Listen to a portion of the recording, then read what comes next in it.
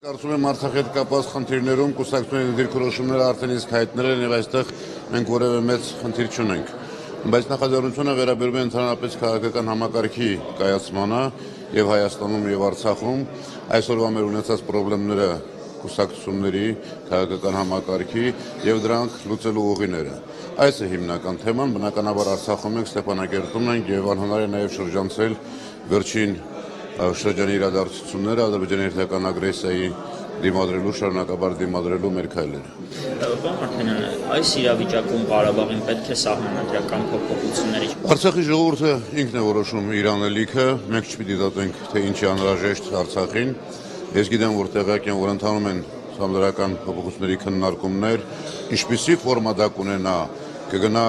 Հայաստանի նման զուգահեռ խորհրդարանական կառավարման համակարգի, թե կգնա ընդհակառակը նախագահական համակարգը ամրապնդելու, սրա համար էլ արգումենտներ կան, սա իրեն կորոշեն արդեն Ղարաբաղի ժողովուրդը։ Եվ ռազմական փոփոխության համաձայնագիրը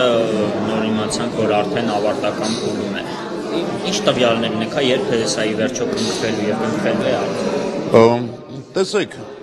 մենք մշտապես կողմնակից ենք եղել, որ Հայաստան-Լեռնային Ղարաբաղի Հանրապետություն հարաբերությունները նաեւ ֆորմալացվեն եւ կարգավորվեն, որտեղ մենք շատ խնդիրներ ենք ունենում այս առումով։ Եվ մենք շարունակաբար առաջարկել ենք, որ Հայաստանի եւ Լեռնային Ղարաբաղի միջեւ ստորագրվի ռազմաքաղաքական դաշինք, համաձայնագիր։ Ցավոք, մեզ մշտահայտում էին, որ դրա հարմար ժամանակի որ կգա, կարող ենք դա անել եւ ինչ հիմա չունեինք։ Վերջին իրադարձությունները հարկադրեցին գնալ այս քայլին եւ հանրապետության նախագահը հայտարարեց, որ հանձնարարում է մշակել այդ համաձայնագիրը։ Համաձայնագիրը տեղյակ են, որ արդեն մշակված է, պատրաստ է, բայց այստեղ կա խնդրի երկրորդ կողմը։ Արդյոք այսօր բոլոր պայմանները բավարարում են, որպեսզի մենք այդ քայլը կատարենք։ Դաշնակցության համոզմամբ բավարարում են եւ դրա ժամանակն եւ չի կարելի սա ուշացնել։ Բայց կան նաեւ արտաքին գործոններ, կան նաեւ միջազգային դերակատարներ, խաղացողներ եւ այստեղ պետք է բոլոր մանրամասները հաշվի առնել։ Ես ամեն դեպքում կարծում եմ, որ ռազմական փոխօգնության համաձայնագիրը պետք է հնարավորինս շուտ կնքվի։ Իսկ խնդիրը ո՞րն է, որ հիմա ասում եք արտաքին գործոններ, այսինքն ինչ խնդիրներ կա։ Խնդիրը հետեւյալն է, դա եթե լիարժեք ճանաչում չի Լեռնային Ղարաբաղի Հանրապետության, ապա ճանաչման